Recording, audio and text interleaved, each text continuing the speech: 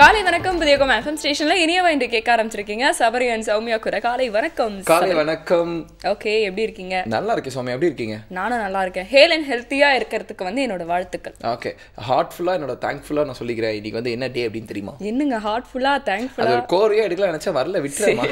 சரி, அந்த வார்த்தையில இருந்து தான் இன்னைக்கு நான் டேவும் வந்து டிரைவ் பண்ண போறேன். இன்னைக்கு வந்து வேர்ல்ட் ஹார்ட் டே. வேர்ல்ட் ஹார்ட் எவ்வளவு சூப்பரான டே இல்ல? எல்லாம் வந்து வேர்ல்ட் ஹார்ட் டே இப்படி வந்து சொல்லுவாங்கன்னு நினைக்காதீங்க. ஏன்னா நாம வந்து பேசுறது வந்து பாத்தீங்கன்னா இந்த சயின்ஸ் புக்ல எல்லாம் வந்து ஒரு காம்ப்ளிகேட்டடான ஒரு டயக்ராம்ல ஒரு ஹார்ட் வரைஞ்சிருப்பாங்க. அந்த ஹார்ட், நாட் திஸ் ஹார்ட். அது காம்ப்ளிகேட்டா தான் யோசிக்கிறேன். காம்ப்ளிகேட்டடா இருக்க ஹார்ட் ரொம்ப இப்படி அழகா வந்துருமேன்னு யோசிக்கிறேன். நீங்களாம் இந்த மாதிரி யோசிப்பீங்கறனால தான் நான் இந்த ஒரு விளக்க உரையை வந்து இன்னைக்கு நான் வந்து கொடுத்தேன். ஹார்ட் சம்பந்தமா நிறைய பிரச்சனைகள் வந்து நம்மளுக்கு தெரியும். முதல்ல இந்த ஹார்ட் ஃபங்க்ஷனை பத்தி நம்ம பேசிக்கா படிச்சிருந்தாலும் அதுக்கு என்னென்ன பிரச்சனைகள், இப்போ வந்து ஹையர் ரிஸ்க் ரேட்ல என்னென்ன மாதிரியான விஷயங்கள்லாம் இருக்கு, அதுக்கு என்னென்ன மாதிரியான ட்ரீட்மெண்ட்ஸ் இருக்கு, ப்ரிகாஷன் நாம என்ன பண்ணணும், இப்படி பல விஷயங்களை சொல்றதுக்காக நம்மளுக்கு வந்து ஒரு கெஸ்ட் வர போறாரு. பட் அதுக்கு முன்னாடி நாம என்ன பார்க்க போறோம்? ஒரு முத்திரைகள் பார்த்துடலாமா?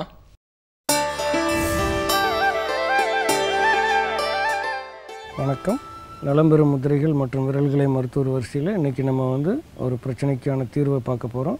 அது என்னென்னு பார்த்தீங்கன்னா கை கால்கள் மரத்து போதல் அப்படின்ற ஒரு பிரச்சனைக்கு தீர்வு. இந்த கை கால்கள் மரத்து போதல் அப்படின்றதுக்கான அறிகுறிகள் என்ன அப்படின்னா, சாதாரணமாக நம்ம கொஞ்ச நேரம் உட்காந்துட்டு எந்திரிக்கும் போது கால் மரத்து போகிறது அப்படின்றது இயல்பாக எல்லாருக்குமே இருக்கிறது. ஏன்னா நம்ம வந்து பழக்கப்படாத வேலைகளை செய்வதன் மூலமாக அல்லது ஒரே வேலையை திரும்ப திரும்ப செஞ்சிட்ருக்கிறதுனால நமக்கு வந்து ரத்த ஓட்டம் சரியாக இல்லாமல் இருக்கும். அதனால் கொஞ்ச நேரம் உட்காந்துட்டு எந்திரிச்சோன்னா கால் மரத்து போகிறது ஒரு இயல்பு. ஆனால் இதுவே வந்து பார்த்திங்கன்னா நின்றுட்டு இருக்கும்போதும் சரி அல்லது நம்ம ஏதாவது ஒரு வேலை செஞ்சிட்ருக்கும்போது திடீர்னு கை கால்கள் மரத்து போதல் அப்படின்றது வந்து ஒரு நோயாக கருத வேண்டும். இதில் ரத்த ஓட்ட குறைபாடுகள் இருந்துச்சுனாலும் இந்த மாதிரி வரும். அப்போ நமக்கு இந்த கை காலில் பார்த்திங்கன்னா நடக்கும்போது உடனே நம்மளால் பேலன்ஸ் பண்ணி நடக்க முடியாது. அதே சமயம் நம்மளுடைய கைகளில் வந்து ஏதாவது ஒரு பொருளை எடுக்கும்போது கைகளில் பலம் இல்லாத போல் அந்த கட்டுப்பாடு இல்லாமல் இருப்பது, இதெல்லாமே வந்து அறிகுறிகளாக நம்ம கொடுக்கணும். அதே சமயத்தில் நம்மளுடைய பார்வையும் சில சமயம் பார்த்திங்கன்னா நிலைத்தன்மை இல்லாமல் இருக்கும். இது எல்லாமே வந்து இந்த கைகால்கள் மரத்து போகிற தன்மையினுடைய அறிகுறிகளாக நம்ம குறிக்க வேண்டியிருக்கு. இப்போ இந்த கைகால்கள் மரத்து போகிறதுக்கான காரணங்கள் என்ன அப்படின்னு பார்த்தோன்னா, நமக்கு வந்து நாள்பட்ட நோய்களாக இப்போ ரத்த அழுத்த நோயும் சர்க்கரை நோயும் இருந்துச்சு அப்படின்னா, நாள்பட்ட சர்க்கரை நோய்கள் அல்லது நாள்பட்ட ரத்த அழுத்த நோய்கள் இருந்துச்சு அப்படின்னா இது வந்து நமக்கு ஒரு முக்கிய அறிகுறியாக சொல்லப்படுது, காரணங்களாகவும் சொல்லப்படுது. இரண்டாவது பார்த்திங்கன்னா நரம்பு பிரச்சனைகள் இருந்துச்சுன்னா இந்த மாதிரி நமக்கு கைகால்கள் மரத்து போகும். மூன்றாவது முக்கியமாக விட்டமின் B12 அப்படின்ற ஒரு சத்து குறைபாடு காரணமாகவும் இது வந்து நமக்கு வருது. இன்றைக்கி வந்து நம்ம எல்லோரும் கேள்விப்படுறோம், ஊட்டச்சத்து குறைவாக நம்மலாம் சாப்பிட்றோம் அப்படின்னு சொல்லி உலக சுகாதார மையம் வந்து நம்மளை எச்சரிக்கை செஞ்சுருக்கு. ஆனால் நம்மக்கிட்ட இருக்கக்கூடிய வளங்களை பார்த்திங்கன்னா அளவுக்கு அதிகமாக இருக்குது. ஆனால் நம்மளுடைய உணவு பழக்கத்தில் நம்ம வந்து ஊட்டச்சத்து குறைவாக சாப்பிட்றோன்னு சொல்லி எல்லோரும் சொல்கிறாங்க. அப்போ ஊட்டச்சத்து சரியான விகிதத்தில் எடுத்துக்கிறதுக்கு என்ன விதமான உணவுகள் அப்படின்றத குறிப்பு வச்சுக்கோங்க. அதை தொடர்ந்து இப்போ நம்ம செய்ய போகிற முத்திரைகளையும் சில மூலிகைகளையும் பயன்படுத்துங்கள். இந்த கைகால்கள் மரத்து போதல் அப்படின்ற நோயிலிருந்து நம்ம வெளியில் வந்துடலாம். முதல்ல வந்து நம்ம ருத்ர முத்திரையை செய்ய போகிறோம். இரண்டாவது வந்து ஆகாஷ் முத்திரையை செய்ய போகிறோம். மூன்றாவது வந்து பிராணவாயு முத்திரையை செய்ய போகிறோம். முதல் முத்திரை எப்படி செய்கிறோம் அப்படின்னு பாருங்கள். உங்களுடைய 2 கைகளிலும் ஆள்காட்டி விரலும் மோதிர விரலும் பெருவிரலினுடைய நுனியில் அப்படி தொட்டு மற்ற 2 விரல்களையும் நீட்ட வேண்டும். இந்த முத்திரைக்கு பெயர் ருத்ர முத்திரை. இது முதல்ல செய்யணும், 20 நிமிடம் செய்ய வேண்டும். இருந்தாலும் நம்ம அடுத்தடுத்த முத்திரைகளையும் தொடர்ந்து செய்ய வேண்டும். இரண்டாவது முத்திரை வந்து ஆகாஷ் முத்திரை அப்படின்னு சொல்லக்கூடிய உங்களுடைய நடு விரலினுடைய நுனியை பெருவிரலினால் தொட்டு ஒரு வட்ட வடிவத்தை உருவாக்கி மற்ற 3 விரல்களையும் நீட்டி வைத்திருக்க வேண்டும். இது இரண்டாவது முத்திரை. இந்த முத்திரைக்கு பெயர் வந்து ஆகாஷ் முத்திரை. மூன்றாவது செய்யக்கூடியது பிராணவாயு முத்திரை. ஆள்காட்டி விரலை மடித்து பெருவிரலினுடைய அடியில் வச்சு மோதிர விரலும் சுண்டு விரலும் அப்படி நுனியில் பெருவிரல் நுனியில் தொட்டு நடுவிரலை வந்து நல்லா நீட்டி வச்சுருக்கணும். இந்த முத்திரைக்கு பெயர் வந்து பிராணவாயு முத்திரை. இப்படி 3 முத்திரைகளையும் நம்ம ஒன்றன் பின் ஒன்றாக வரிசையாக 20 நிமிட நேரம் செய்ய வேண்டும். இது செஞ்சுட்டு இப்போ நமக்கு வந்து திடீர்னு இந்த மாதிரி பிரச்சனை வந்து இருந்துச்சுன்னா உடனே சரியாயிடும். நாள்பட்ட பிரச்சனையாக இருக்குது அல்லது வேறு ஒரு நோய்களினுடைய ஒரு பக்க விளைவாக இருக்குது அப்படின்னு பார்த்தோம்னா நம்ம அதுக்கு சில மூலிகைகளையும் பயன்படுத்தணும். ஏன்னா இப்போ இந்த பக்கவாதம் அப்படின்னு சொல்லக்கூடிய வாதத்தில் ஒரு வகையான நோயில் வந்துச்சுன்னா கைகால்கள் வந்து மரத்து போயே இருக்கும், அதில் வந்து உணர்வே இருக்காது. அந்த மாதிரிலாம் இருந்துச்சுன்னா நம்ம அதை சரி பண்ணிக்கிறதுக்கு இந்த முத்திரைகள் எளிய வாய்ப்பாக இருக்கும். இப்போ பக்கவாதத்துக்கென்று தனியான முத்திரைகள் இருக்குது. அதே சமயம் இந்த கைகால்கள் மரத்து போகிறதுக்கு உண்டான தீர்வு அப்படின்றது இதுதான். இதை நம்ம முதல்ல பயன்படுத்தி கைகால்களோட உணர்வை திரும்ப பெற வேண்டும். அதற்கப்புறம் வந்து அந்தந்த நோய்களுக்கு உண்டான முத்திரைகளை நீங்கள் செய்யணும். ஏன்னா அந்த கைகளில் மரமரப்பு இருந்துச்சுன்னா முத்திரை செய்தாலும் முழுமையான பலன் கிடைக்காது. அதனால தான் அந்த முதல்ல மரமரப்பு சரி பண்ணிக்கிறதுக்கு உண்டான முத்திரைகளை நம்ம செய்யணும். மூலிகைகள் என்னென்ன பயன்படுத்தலாம் அப்படின்னு பார்த்தோம்னா, இப்போ இந்த மரமரப்புக்கு வெளிப்பூச்சி ஒன்று இருக்குது, உள்ளே சாப்பிடக்கூடிய மருந்து ஒன்று இருக்குது.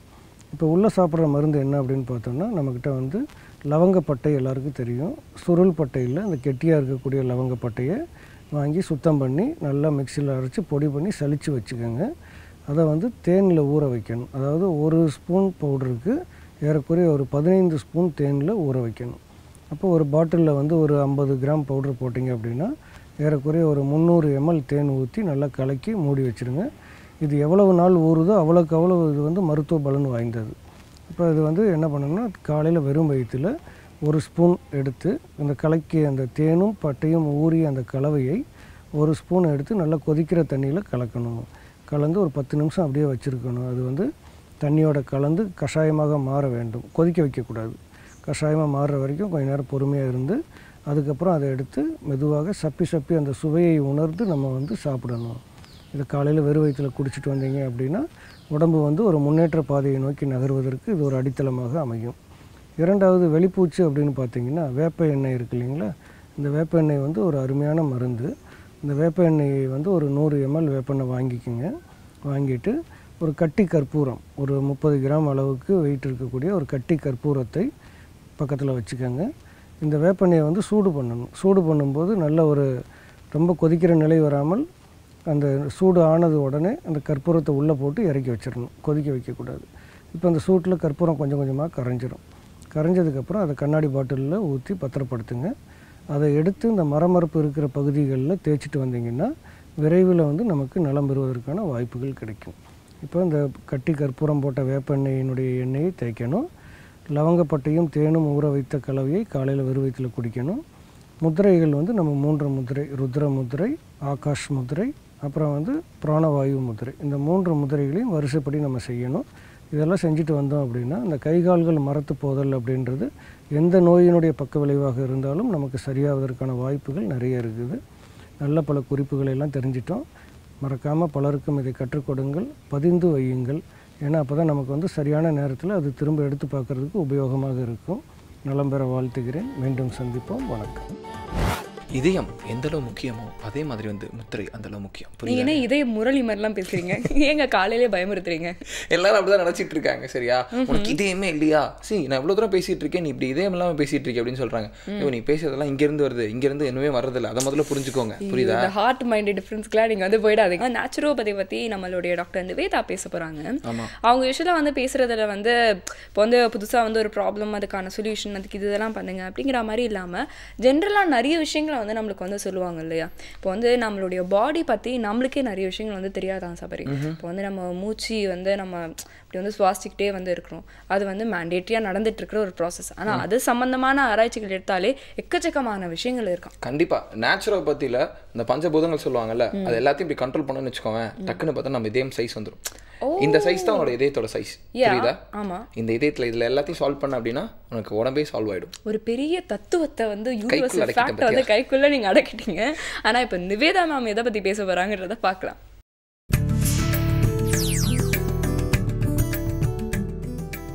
தண்ணியை வந்து ஒரு 7 டெம்பரேச்சர்ஸில் சிகிச்சைக்கு நம்ம பயன்படுத்துகிறோம். அதாவது ரொம்ப குளிர்ந்த தண்ணி, ஐஸ் கட்டி அந்த மாதிரி பயன்படுத்துறது. அடுத்தது கோல்டு வாட்டர், அடுத்தது லூக்வார்ம் வாட்டர், அதாவது மிதமான சூடு, உடல் சூடுன்னு சொல்லலாம். அதை விட கொஞ்சம் நியூட்ரல் வாட்டர், பாடியோடைய டெம்பரேச்சர். அதுக்கு அடுத்ததாக அதை விட கொஞ்சம் உடம்பு சூட்டை விட கொஞ்சம் ஜாஸ்தியாக இருக்கிறது, அதை டெப்புன்னு சொல்லுவோம். அடுத்தது சுடு தண்ணி, நல்லா சூடாக இருக்கக்கூடிய கை பொறுக்கிற அளவு சூடு, ஹாட் வாட்டர். அதுக்கு அடுத்தது பொறுக்க முடியாத அளவுக்கு சூடு, அதாவது வேப்பரைஸ்ட், அந்த மாதிரி ஒரு எபோவ் 80 டிகிரி 90 டிகிரியில் சொல்லக்கூடிய அந்த தண்ணி வந்து ரொம்ப சூடு, அல்லது ஆவி அதையும் சொல்லக்கூடியது வெரி ஹாட்னு சொல்லுவோம். இந்த மாதிரி 7 நிலைகளை நம்ம தண்ணியில் பிரித்து நம்ம பயன்படுத்துகிறோம். இதில் இன்றைக்கி குளிர்ந்த தண்ணியோடைய பலன் என்ன அப்படிங்கிறத பற்றி நம்ம பார்க்கலாம். பொதுவாக இந்த குளிர்ச்சி அப்படின்னு ஒன்று, இப்போ சில உதாரணத்துக்கு நம்மளுக்குள்ளே ஏற்படுற மாற்றத்தை உணர்ந்து பாருங்கள். பொதுவாக ஒரு காகமானது தண்ணிக்குள்ளே போயிட்டு அது பட்டோன்னே, அதை வந்து தண்ணி பட்டோன்னே அப்படியே சிலிர்த்துட்டு அந்த ரெக்கையெல்லாம் சிலிர்த்துட்டு அதை அடிக்கும். இதே ஒரு பூனை மேலே தண்ணி ஊற்றுனீங்க அப்படின்னம்னா, குளிர்ந்த தண்ணி ஊற்றணும் அப்படின்னம்னா அது உடனே அதுவும் அப்படி தான் சிலிர்த்துட்டு போகும். நாய் மேலே, மாடு மேலே இந்த மாதிரியெல்லாம் தண்ணி ஊற்றுறப்ப அதோடைய ரோமங்கள் வந்து சிலிர்த்துக்கிறத நம்மளால் உணர முடியும். நம்மளுக்கு தெரியாமல் டக்குன்னு யாராவது ஒருத்தர் குளிர்ந்த தண்ணி நம்ம மேலே ஊற்றுனாங்க அப்படின்னம்னா நம்மளுக்கு ஒரு கூஸ்பெரி அப்ரியன்ஸ்னு சொல்லுவோம். நம்மளுடைய ரோமங்கள் எல்லாம் வந்து ஒரு புல்லை மாதிரி ஒரு சின்ன சின்ன ரோமங்கள் வந்து கூச்சரிக்கும். பாடி வந்து ரொம்ப குளிர்ச்சி ஆகிறத உணருவோம். ஒரு ஸ்டன்னிங் எஃபெக்ட் கிடைக்கும். ஒரு ஃப்ரெஷ்னஸ் நம்மளால் ஃபீல் பண்ண முடியும். இது ஏன் அப்படி நடக்குது அப்படின்னு பார்த்தோம் அப்படின்னம்னா, பொதுவாக குளிர்ந்த தண்ணி பட்டோன்னு நம்ம தோல், அதாவது நம்மளுடைய மேற்பரப்பில் இருக்கக்கூடிய பிளட் வெசல்ஸ் வந்து சுருங்கிடும். அதை சுருங்கிட்டு அந்த சுருக்கத்தோடைய விளைவாக அந்த ரத்தமானது உள்ளே இருக்கிற உறுப்புகளுக்கு போய் சேரும். அப்போ உள்ளே இருக்கிற உறுப்புகள் நல்லா டைலேட் ஆகி அதுக்கு தேவையான முழு ரத்த ஓட்டம் கிடைக்கும். அப்போ அந்த உறுப்புகளானது நல்ல விதமாக வேலை செய்யும். அதோடைய ஆக்டிவிட்டி, அதோடைய ஃப்ரெஷ்னஸ், அதோட உயிராற்றல் எல்லாமே மேம்படும். இதன் காரணமாக அந்த கோல்டு வாட்டர் குடிச்சோன்னே நம்மளுக்கு வந்து அந்த ரிஃப்ரெஷ்னஸ் நம்மளால் உணர முடியும். ஹைபர்னேஷன் சொல்லிட்டு நம்ம எல்லாரும் கேள்விப்பட்டிருப்போம்.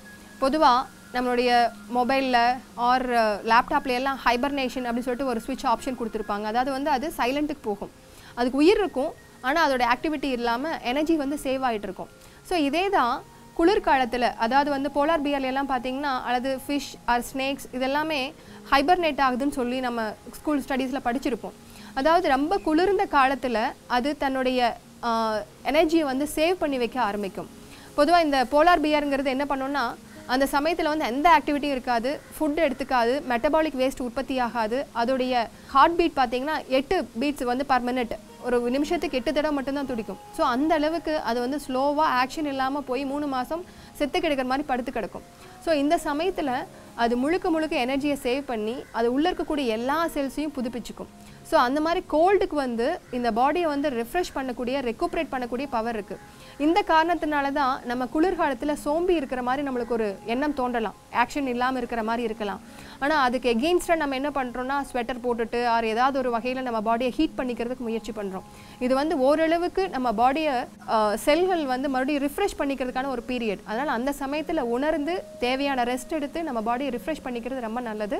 இதனால தான் நம்ம ஐயப்ப சாமி மலைகளுக்கெல்லாம் போகையில் காலையில் 4:30 மணிக்கு எந்திரிச்சு குளிர்ந்தண்ணியில் வந்து குளிச்சுட்டு போகிறப்போ அவங்களுடைய பாடி வந்து ரிஃப்ரெஷ் ஆகிறத உணர முடியும்.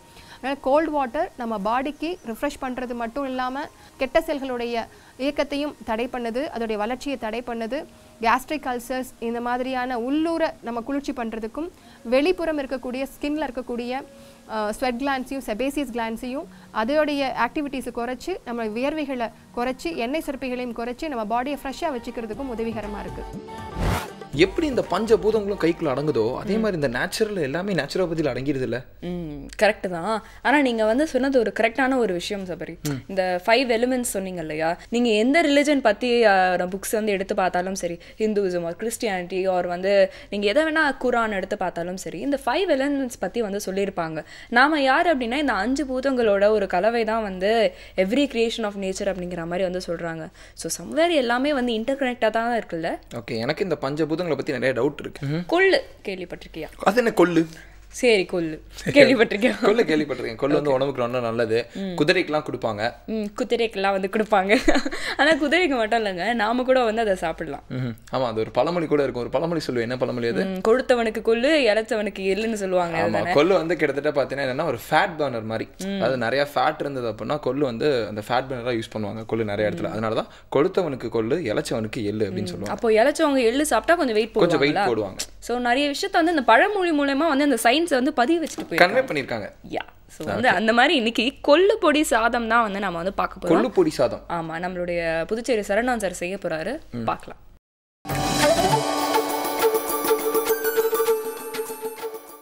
அனைவருக்கும் வணக்கம். இன்றைய பசுமை உணவுகள் பகுதிக்கு உங்களை வரவேற்பதில் மகிழ்ச்சி அடைகிறேன். இன்றைக்கி நம்ம செய்ய போகிற உணவு கொள்ளு சாதம். இது எப்படி செய்யலாம்னதுக்கு முன்னாடி என்னென்ன தேவைன்னு பார்க்கலாம். ஊற வைத்து முளகட்டி காய வைத்த கொள்ளு, ஊற வைத்து அவல், எலுமிச்சை சாறு, மிளகு சீரகப்பொடி, தேவையான அளவு உப்பு. கொள்ளு 1-2 பிடிச்சிக்கணும். இது வந்து காய வச்சும் பண்ணலாம், ஊற வச்சு முளகட்டி காய வச்சும் பண்ணலாம், அல்லது ஈரமாக வச்சு இப்படி ஈரமாக வச்சும் பண்ணலாம். இது லேசாக ஒரு சுற்று, ஒரே சுற்று தான், அவ்வளோதான். இது குறைவான உப்புப்பொருட்கள் வச்சு நம்ம பண்ணுறோம். அதிக பொருட்கள் வச்சும் பண்ணலாம். எப்படின்னா தேங்காய் துருவல், மல்லித்தழை இதெல்லாம் போட்டு கொஞ்சம் அலங்காரமாக பண்ணலாம். பட் அதை விட எளிமையாக சீக்கிரம் பண்ணணுன்றதுக்காக இதை பண்ணி செஞ்சு காட்டுறோம். இது நம்ம செய்கிறது எல்லாமே அந்த 5 நிமிஷத்துலேருந்து 10 நிமிஷத்துக்கு செய்யக்கூடிய உணவுப் பொருட்களாக இருக்கணும்னு அதை வந்து டிசைன் பண்ணி செய்கிறோம். இப்போ எப்படி செய்யணும்னு பார்க்கலாம். முதல்ல அரைச்ச கொல்லை வந்து இதில் போட்டுக்கிறோம்.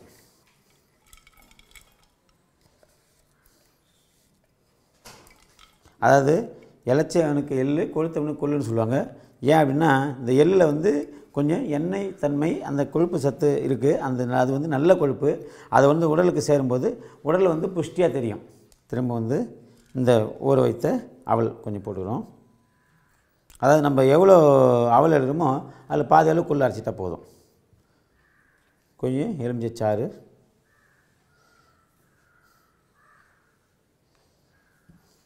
தேவையான அளவு உப்பு, ஒரு 1/2 டீஸ்பூன். இப்போ உங்களுக்காக காட்டுறது தான் உப்பு. இப்போ நாங்கள் தனியாக செய்யும்போது பெரும்பாலும் உப்பு பயன்படுத்த மாட்டோம். ஏன்னா இயற்கை உணவுக்கு உப்பு தேவையில்லை. இயற்கையிலேயே அதில் கொஞ்சம் உப்பு இருக்கும். போகப்போ அந்த சுவை பழகினா உங்களுக்கு உப்பு தேவையில்லை. கொஞ்சம் காரத்துக்காக ஒரு 1/2 டீஸ்பூன் மிளகு. இதுக்கு வந்து மைல்டான காரம் தான் போதும். ஏன்னா இதில் வந்து எந்த விஷமுறிப்பு தேவையோ இல்லை வந்து சுவையை கூட்டுறதோ எதுவும் தேவையில்லை. சாதாரணமாக மைல்டான காரம், கொஞ்சம் குறைச்சி காரம் இருந்தாலே நம்ம வந்து சாப்பிட்றது சுவையாக இருக்கும். இது கிளறணும்.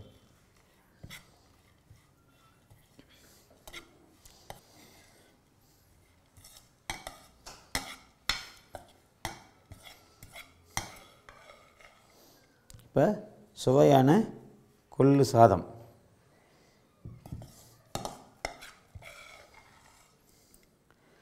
தயாராக இருக்குது. இதில் குழந்தைங்களுக்கு சுவை கூட்டணும் அப்படின்னாக்கா நம்ம கொஞ்சம் தேங்காய் பால் அல்லது தேங்காயில் சேர்த்துக்கலாம், தேங்காய் துருவல் சேர்த்துக்கலாம், கொஞ்சம் கொத்தமல்லி தழை கலருக்காக சேர்த்துக்கலாம். ரொம்ப சுவையாக இருக்கும். இது குழந்தைங்க பெரியவங்க எல்லாருமே விரும்பி சாப்பிட்லாம். ரொம்ப அதிக சக்தி அளிக்கக்கூடியது. குதிரைக்கு கொள்ளு கொடுக்குற காரணம் என்னென்னா அதுக்கு வந்து அதிக சதைப்பிடி பிடிக்காமல் அதிக தூரம் ஸ்டெமினா இன்க்ரீஸ் பண்ணக்கூடிய ஒரு முக்கியமான தானியம் இது. ஸ்டெமினா நல்லாயிருக்கும். இந்த கொள்ளு சாப்பிட்டோம்னா நமக்கு உடம்புல இருக்கிற கொழுப்பு கூட கரைச்சி ஸ்டெமினாவை மாற்றி கொடுக்கும். அப்படி அந்த நீடித்த உழைக்கும் தன்மை இருக்கு இல்லையா, களைப்பு இல்லாமல் அந்த மாற்றி கொடுக்கும்போது நமக்கு ஆற்றல் வந்து நீடித்து நிலைக்கும். இதுதான் இந்த கொள்ளோட மகிமை. வேறு ஒரு நல்ல பசுமை உணவோட அடுத்த நிகழ்ச்சி சந்திக்கலாம். நன்றி. வரப்பே எனக்கு பூசேஸ்வரன் சார் கேட்டார், சௌமியாவுக்கு வந்து நான் ஏதாவது ஒரு டிஷ் பண்ணி கொடுக்கணும் அப்படின்னு. அதனாலதான் உனக்கு ஏற்ற மாதிரி எனக்கு வந்து கொள்ளு பொடி சாதம் பண்ணியிருக்காரு. நான் என்னங்க இதுக்கு மேல கொளுத்தவனுக்கு கொள்ளு அப்படின்னு சொன்னார்ல. ஓ, நான் வந்து குண்டா இருக்கணும், அதை வந்து நீங்க வந்து சொல்றீங்களா? எனக்கு எள்ளு பொடி சாதம் செஞ்சு கொடுத்தாலும் அது பரவாயில்ல. இதுக்காக தான் சொன்னேன். ஒரு எள்ளு பொடி சாதம் பண்ணுவாரு, அப்போ உனக்கு வந்து கொடுப்பாரு அப்படின்னு சொல்லி. இப்போ அடுத்து வந்து பாத்தீங்கன்னா இன்னைக்கு வந்து வேர்ல்ட் ஹார்ட் டே இல்லையா?